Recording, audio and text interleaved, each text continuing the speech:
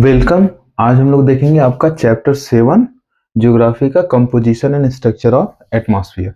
Atmosphere अगर हम लोग कहें तो एटमॉस्फेयर आपका इनवेलप ऑफ गैसेस है। ठीक है, गैस के इनवेलप को ही हम लोग कहते हैं एटमॉस्फेयर। जैसे हमारा जो अर्थ है, अर्थ के चारों तरफ एक गैस की लेयर बनी हुई है। हमको आंखों से नहीं दिखाई देती है, लेकिन एक्चुअली में वो गैस की लेयर प्रेजेंट है।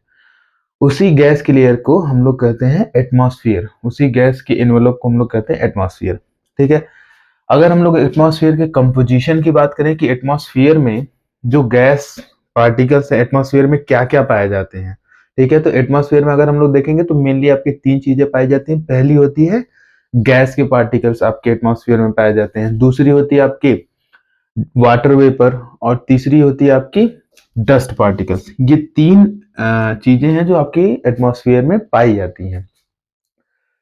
अगर हम लोग गैसेस की बात करें जो एटमॉस्फेयर में पाई जाती हैं, तो सबसे ज्यादा पाई जाने वाली गैस है आपकी नाइट्रोजन, जो कि 78.084% पाई जाती है। ये आपके कॉम्पिटिटिव एग्जाम्स में भी पूछता है। ऑक्सीजन देखेंगे तो 20.946%, आर्गन देखेंगे तो 0.934%, और कार्बन डाइऑक्साइड देखेंगे तो 0.042%। ये चार मेन गैस हैं जो आपके एटमॉस्फेयर में पाई जाती हैं। ठीक है, इसमें से जो आपकी कार्बन डाइऑक्साइड गैस है, ये रिस्पॉन्सिबल है ग्रीन हाउस इफेक्ट के लिए।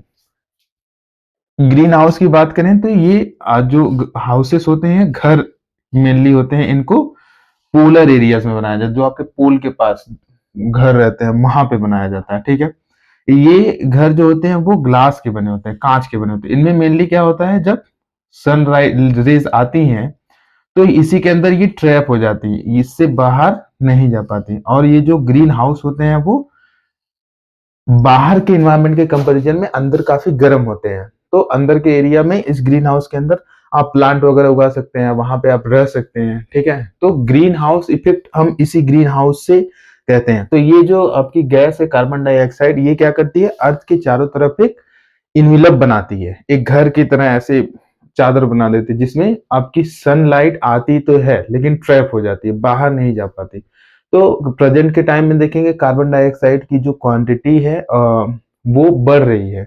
ज्यादा क्वांटिटी बढ़ने से ग्रीन हाउस इफेक्ट ज्यादा हो रहा है, और ग्रीन हाउस इफेक्ट ज्यादा होने की वजह से हमारे यहाँ पे ग्लोबल वार्मिंग, पूरा अर्थ जो है उसका एवरेज टेम्परेचर इंक्रीज हो रहा है।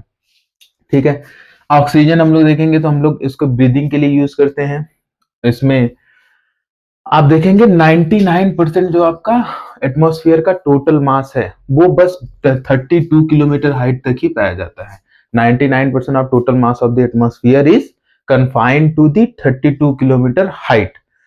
वैसे हम लोग देखेंगे तो जब हम लोग लेयर्स ऑफ द एटमॉस्फेयर पढ़ेंगे तो उसमें देखेंगे एटमॉस्फेयर जो है जो आपका वो लगभग 1000 किलोमीटर ऊपर तक पाया जाता है अर्थ सरफेस से। लेकिन 99% जो मास है एटमॉस्फेयर का वो अर्थ के एकदम नजदीक में पाया जाता है। केवल 32 किलोमीटर तक में 99% मास पाया जाता है। ऐसा इसलिए होता है क्योंकि अर्थ की जो ग्रेविटी है वो सारे गैसेस को, डस्ट पार्टिकल्स को, वाटर वेपर को अपनी तरफ एकदम खींच के रखती है, जिसकी वजह से सारी जो डेंस पार्टिकल्स होती हैं वो एकदम अर्थ के सरफेस के नजदीक में रहती हैं। ओजोन, इसी में एक ओजोन है आपका गैस, जो कि आपका 10 to 50 किलोमीटर हाइट पे पाया जाता है, और ये रिस्पॉन्सिबल होता है जो सन से अल्ट्रावायलेट रेज आती हैं। ठीक है, जैसे ये आपका अर्थ का एटमॉस्फेयर हो गया। अब इसमें जो सन से अल्ट्रावायलेट रेज आएंगी, इस अल्ट्रावायलेट रेज को ये अंदर नहीं आने देता। ये अल्ट्रावायलेट रेज यहीं से या तो रिफ्लेक्ट हो जाती है या तो इसके द्वारा एब्जॉर्ब कर ली जाती है, ओजोन के द्वारा एब्जॉर्ब कर ली जाती है। तो ओजोन जो है एक गैस है, और ये 10 to 50 किलोमीटर हाइट पे पाया जाता है एक लेयर के फॉर्म में। और ये सन से आने वाली अल्ट्रावायलेट रेस को रोकता है, जिसकी वजह से हम प्रोटेक्ट रहते हैं। हमारा जो एनिमल है, फ्लोरा है, फौना है, वो सारी चीजें प्रोटेक्ट रहती हैं। नहीं तो अगर अल्ट्रावायलेट रेज यहाँ पे आ जाए तो ह्यूमन को कई सारी बीमारी जैसे स्किन कैंसर वगैरह हो सकती हैं, आई बर्न हो सकती है, कॉर्निया आपकी जल जाएगी, स्किन बर्न हो जाएगा, जो एनिमल्स होंगे वो मर जाएंगे, पेड़ सूख जाएंगे। नेक्स्ट जो आपका कंपोजिशन ऑफ एटमॉस्फेयर में वो है water vapour. Water vapour nearly 4% by volume पाया जाता है, वार्म और वेट ट्रॉपिक्स। ट्रॉपिक आपको पता होगा, अगर अर्थ को हम लोग देखें तो ये आपका 0 डिग्री है, ये 30 डिग्री नॉर्थ और यहाँ पे 30 डिग्री साउथ लैटिट्यूड है। ये आपका 60 डिग्री नॉर्थ लैटिट्यूड है, यहाँ पे 60 डिग्री साउथ लैटिट्यूड। ठीक है, यही जो 30 डिग्री नॉर्थ और 30 डिग्री साउथ के लैटिट्यूड के बीच वाला ये जो पूरा रीजन है, इसी पूरे रीजन को हम लोग कहते हैं ट्रॉपिकल रीजन। तो वार्म और वेट ट्रॉपिक्स में आपका 4% बाय वॉल्यूम वाटर वेपर पाया जाता है। क्यों? क्योंकि यहाँ पे जो सनरेज होती हैं, जो सन की रेज होती हैं वो सीधे पड़ती हैं, इसीलिए ये पोर्शन ज्यादा गर्म हो जाता है, ज्यादा हीट होता है। तो इसीलिए यहाँ पे जब ज्यादा हीट होगा तो वाटर वेपर ज्यादा बनेगा, और वाटर वेपर ज्यादा बनेगा तो इस एरिया में वाटर वेपर ज्यादा पाया जाएगा। वहीं अगर हम डेजर्ट और पोलर रीजन में देखें तो केवल 1% पाया जाता है। ठीक है, एक test blanket of earth absorbs insolation and preserve earth radiated heat.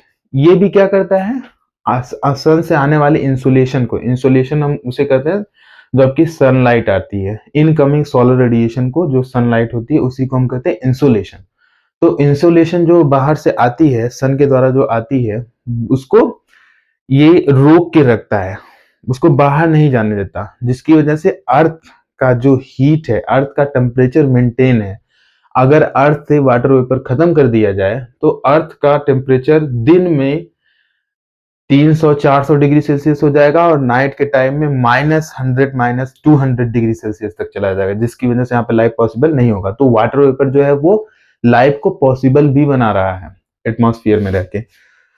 Third है आपका डस्ट पार्टिकल्स। डस्ट पार्टिकल देखेंगे, डस्ट पार्टिकल में क्या क्या होते हैं। तो डस्ट पार्टिकल में सी सॉल्ट होते हैं, समुद्र से जो नमक निकलता है वो उड़ उड़ के आपके एटमॉस्फेयर में जाता है। फाइन सॉइल, एकदम छोटे छोटे सॉइल के पार्टिकल्स होते हैं। स्मोक सूट, धुआं से जो छोटा छोटा पार्टिकल निकलता है ब्लैक ब्लैक कलर का, उसको कहते हैं स्मोक सूट। एस हो गया राख, पॉलन डस्ट हो गए, जो आपकी पॉलन ग्रेन्स होती है उन्हीं को पॉलन डस्ट कहा जाता है। आप देखेंगे सरसों का फूल वगैरह रहता है, कभी सरसों के फूल पे ऐसे हाथ रखिए, आपको ढेर सारी येलो येलो सारे कुछ चीजें आपको हाथ पे लगी हुई मिलेंगी। वो चीजें जो होती हैं वो पॉलन डस्ट होती हैं। डिसइंटीग्रेटेड पार्टिकल्स ऑफ मीटियोर, और मीटियोर जो आपकी एनवायरमेंट में एंटर करती है बाहर से, चंक्स ऑफ रॉक, रॉक के छोटे छोटे टुकड़े रात को या फिर दिन के टाइम में आपको नहीं दिखते, रात को शूटिंग स्टार की तरह दिखते हैं, तेजी से एकदम जाते हुए फ्लैश ऑफ लाइट की तरह दिखते हैं, तो उसको हम कहते हैं शूटिंग स्टार। तो वो टूट जाता है और टूट के कई पार्ट में बिखर जाता है, तो वो भी एटमॉस्फेयर का एक कंपोजिशन है, एटमॉस्फेयर का एक पार्ट है। जो आपका डस्ट पार्टिकल है वो हायर हाइट पे, बहुत ज्यादा हाइट पे नहीं पाया जाता है। ठीक है, और कभी कभी ये हायर हाइट पे पाया भी जाता है जब कन्वेक्शनल एयर करंट्स इसको ऊपर ले जाती हैं तब। कन्वेक्शनल एयर करंट क्या होते हैं, जैसे मान लो ये आपकी सरफेस हो गई, अर्थ सरफेस, यहाँ से जब ये अर्थ सरफेस हीट हो जाएगी तो यहाँ की जो गर्म हवा होगी वो उठ के ऊपर जाएगी। ठीक है, ऊपर जाने पे टेम्परेचर डिक्रीज करता है, अभी आप आगे पढ़ेंगे, ऊपर जाने पे टेम्परेचर डिक्रीज करता है। फिर ये जो एयर है ठंडी होने के बाद डेंस हो जाएगी और फिर नीचे आ जाएगी, फिर नीचे से गर्म होगी और हल्की हो जाएगी, फिर ऊपर जाएगी, फिर ऊपर जाने के बाद ठंडी हो जाएगी, फिर नीचे, कंटिन्यूअसली ये प्रोसेस चलता रहता है। इसी टाइप के करंट को हम लोग कहते हैं कन्वेक्शनल करंट। तो ये जो कन्वेक्शनल करंट होती है ये आपके हीट रीजन में पाई जाती है, यानी कि ट्रॉपिकल रीजन में पाई जाती है। और ट्रॉपिकल रीजन में जो एटमॉस्फेयर है उसमें जो आपके डस्ट पार्टिकल है वो काफी ऊपर तक चले जाते हैं। ट्रॉपिकल रीजन में आप फिर कह लीजिए इक्वेटोरियल रीजन में काफी ऊपर तक चले जाते हैं कन्वेक्शनल करंट्स के थ्रू। हायर कंसेंट्रेशन पाया जाता है आपके सब ट्रॉपिकल और टेम्परेट रीजन में। सब ट्रॉपिकल और टेम्परेट रीजन में डस्ट पार्टिकल ज्यादा क्यों पाए जाते हैं, क्योंकि वो रीजन आपका ड्राई रीजन होता है। ठीक है, ड्राई रीजन होने की वजह से डस्ट पार्टिकल्स ज्यादा बनते हैं। जहां पे सूखा रहता है, देखिए जैसे सड़क के बगल में आप जाएंगे वहां पे पूरा सूखा सूखा आपको मिलेगा, तो वहां से कोई भी गाड़ी जाती है कितना तेजी से धूल निकलता है। वही गाड़ी अगर किसी की खेत की सिंचाई हुई हो और अगर उसमें से जाए तो आपको धूल उड़ते हुए नहीं मिलेंगे। तो इस यही कारण है आपका, क्योंकि वो ड्राई रीजन है तो इसीलिए सब ट्रॉपिकल और टेम्परेट रीजन में हायर कंसेंट्रेशन पाया जाता है आपका डस्ट पार्टिकल्स का। डस्ट और साल्ट पार्टिकल्स एक हाइग्रोस्कोपिक न्यूक्लियाई की तरह भी वर्क करते हैं। हाइग्रोस्कोपिक न्यूक्लियाई क्या होता है, जैसे मान लो ये साल्ट का एक पार्टिकल है, साल्ट का पार्टिकल जब एटमॉस्फेयर में ऐसे उड़ता रहेगा तो एटमॉस्फेयर में जो वाटर वेपर है वो इसके बगल बगल से आके ऐसे ज्वाइन होगा, इससे आके ऐसे जुड़ेगा। जैसे कभी कभी जैसे हम लोग नमक बाहर रख देते हैं, नमक आप कभी बाहर रख के देखिए, वो एकदम गीला गीला हो जाएगा। ऐसा क्यों होता है? क्योंकि नमक के जो पार्टिकल्स होते हैं वो वाटर वेपर को अपने साइड खींच लेते हैं, हाइग्रोस्कोपिक होते हैं जो वाटर वेपर को खींचने वाले जिसे हम कहते हैं। तो ये क्या करते हैं, आपके वाटर वेपर को अपनी तरफ खींचते हैं, और धीरे धीरे जब कई सारे डस्ट पार्टिकल्स ढेर सारे वाटर वेपर को एक साथ खींच लेते हैं तो यही बनाते हैं आपके क्लाउड्स। आगे हम जब water in the atmosphere chapter पढ़ेंगे तो उसमें क्लाउड्स के बारे में पढ़ेंगे। ठीक है, तो डस्ट और साल्ट पार्टिकल्स क्या करते हैं, हाइग्रोस्कोपिक न्यूक्लियाई का काम करते हैं। नेक्स्ट हम लोग पढ़ेंगे आपका layers of the atmosphere. Structure of the atmosphere में हम लोग देखेंगे कि आपके टोटल 5 लेयर इस एटमॉस्फेयर में पाए जाते हैं।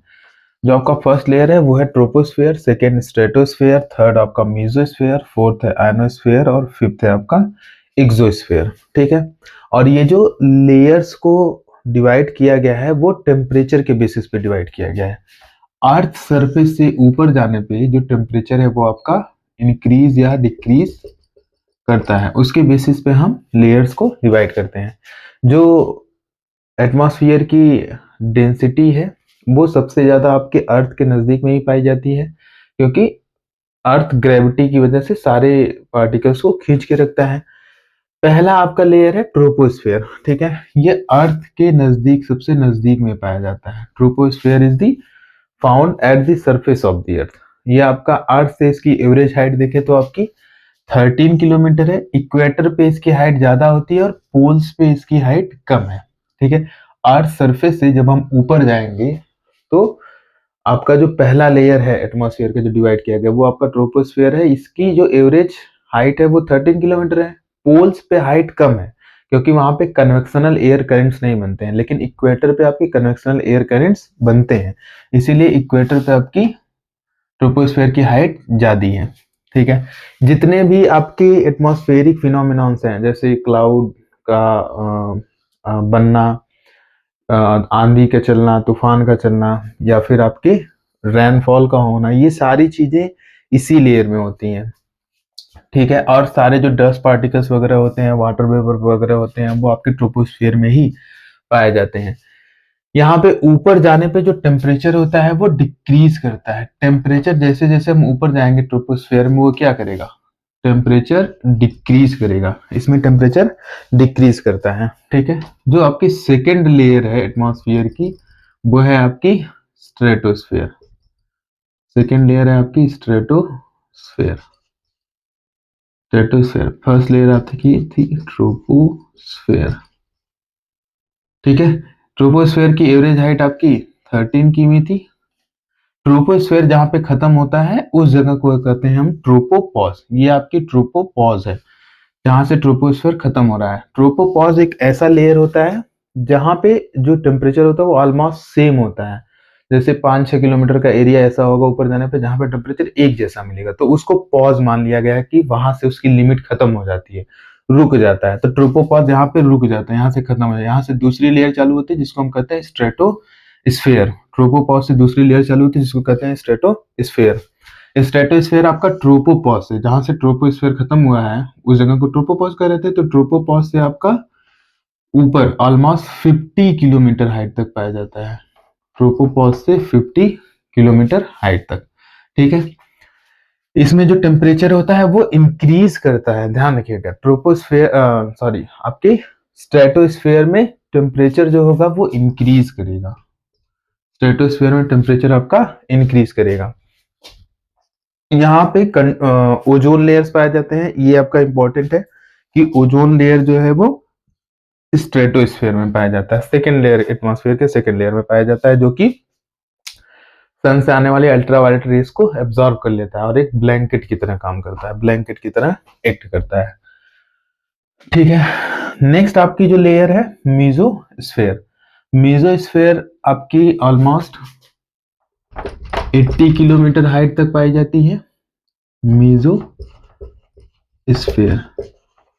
ये आपकी स्टार्ट होती है जहां से स्ट्रेटोस्फेयर खत्म होता है, ये वाले पार्ट से आपका स्ट्रेटोस्फेयर खत्म हो रहा है, इसी को कहेंगे हम स्ट्रेटोपॉज।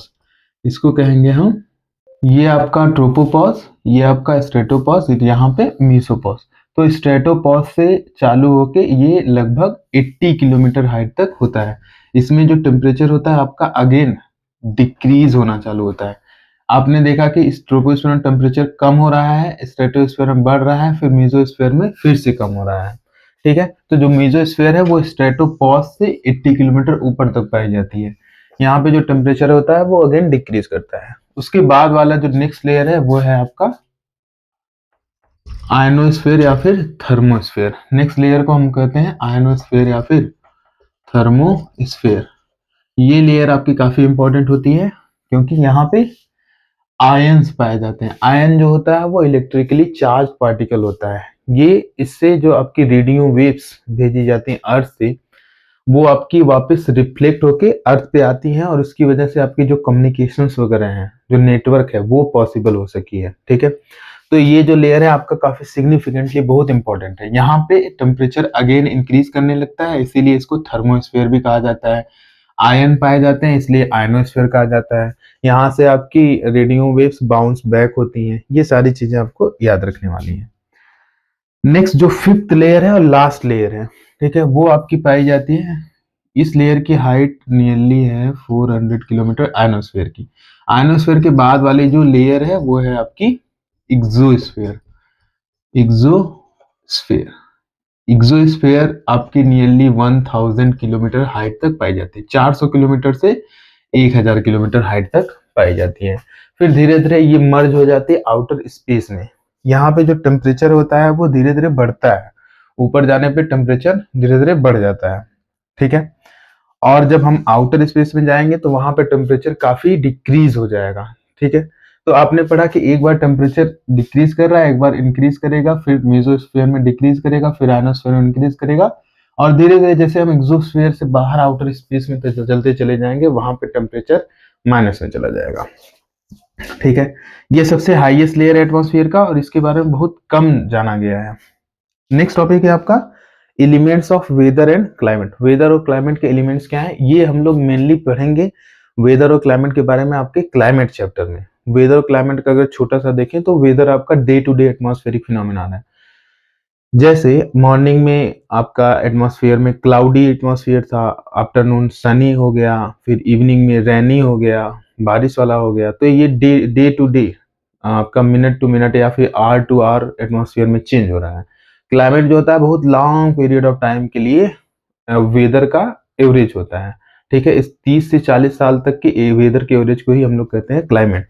तो इसके एलिमेंट्स को देखें तो हम लोग मेनली इसका एलिमेंट है आपका temperature, pressure, winds, humidity, clouds और प्रेसिपिटेशन।